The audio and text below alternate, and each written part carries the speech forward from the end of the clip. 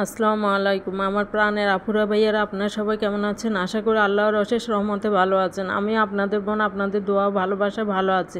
তো এখানে আজকে আমি আরেকটি ভিডিও নিয়ে আপনাদের সামনে হাজির হয়ে গেছি। তো ভিডিওটি হচ্ছে আমি মুগ ডাল দিয়ে রুই মাছের মাথা দিয়ে রান্না করছি। রান্নাটা এত মজা হয়েছে আর তাই আপনাদের সাথে শেয়ার না করে পারলাম না। তো এই মাথাটাকে আমি 4 পিস ভাগ করে নিছি। ভাগ করে নিয়ে এখন বেজে নিচ্ছি। বেজে নিয়ে তারপরে রান্নাটা করলে খুব মজা হয় মুগ ডাল দিয়ে। মুগ ডালটা আমি আগে একটু হালকা ভেজে নিয়েছি। মুগ ডাল না ভাজলে একটা কাঁচা কাঁচা গন্ধ থাকে, ওই গন্ধটা ভাল লাগে না। তো ওই মুগ ডালটা আর এমন আনলে আমি ভেজে রেখে দিই, তাহলে পোকাও ধরে না, সুন্দর মতো রান্না হয়। তো এখানে আমি এই তো প্রথম মাছের মাথাটাকে ভেজে নিয়েছি। এখন আমি এখানে তেজপাতা, তারপরে এলাচি, দারচিনি, গরম মশলা দিয়ে দিছি। এখন আমি এখানে পেঁয়াজ কুচি দিয়ে দিছি পরিমাণ মতো। না, গরম মশলা আমি দিই না সাধারণত, ইয়েতে শুধু তেজপাতাটা আমি দিছি এখানে। আপনারা চাইলে এলাচি আর দারচিনিটা দিতে পারেন, আমি দিই নাই, শুধু তেজপাতাটা দিছি। তো এখন আমি পেঁয়াজটা দিয়ে লবণ দিয়েছি পরিমাণ মতো। তারপর আমি লবণটা আগেই দিয়ে দিই, কারণ আমার পর মনে থাকে না। তো আমি এখানে রসুন বাটা, আদা বাটা দিয়ে দিছি সামান্য পরিমাণে।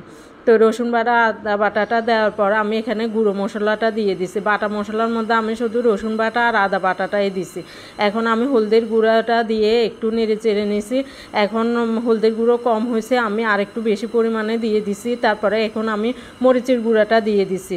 তো আপনাদের আমি ভয়েস দিতে পারি না, পাশে বিল্ডিংয়ে কাজ হচ্ছে, তো নয়েজটা আসে, আমাকে আপনার ভিডিওটা দেখলে একটু সাউন্ডটা আপনার ক্ষমা সুন্দর দৃষ্টিতে দেখে নেবেন। তো আমি এখানে পরিমাণ মতো পানি দিয়ে দিছি। দিয়ে আমি এখন এটাকে, পানিটা যখন ফুটে উঠবে, মশলাটা কষানো হয়ে যাবে, তখন আমি এখানে ডালটা দিয়ে দিব। তো এখানে আমি কাঁচামরিচ ফালি করে দিয়ে দিছি 2-3টা দিয়ে। তো এখন ডালটাকে আমি ধুয়ে নিয়েছি, মুগ ডালটাকে ধুয়ে রেখে দিছিলাম।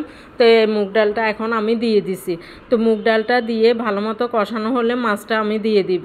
তো এখানে এই তো ভালো মতো কষানো হচ্ছে। তো মুগ ডালটা কষানো হয়ে গেছে, এখন আমি মাছের মাথাটা ভেজে রাখছি যে ওটা দিয়ে দিচ্ছি। তো এইভাবে আপনারা একবার হলেও রান্না করে নেবেন। আমি জানি সবাই রান্না করতে জানে, কেউ হয়তো একটা দেয় আরেকটা দেয় না, কেউ গরম মশলা দেয়, জিরা গুঁড়ো দেয়, ফাঁকে দেয়। আমি এইভাবে রান্না করে আমার থেকে খুব ভালো লাগে, খেতেও মজা হয়েছে অনেক।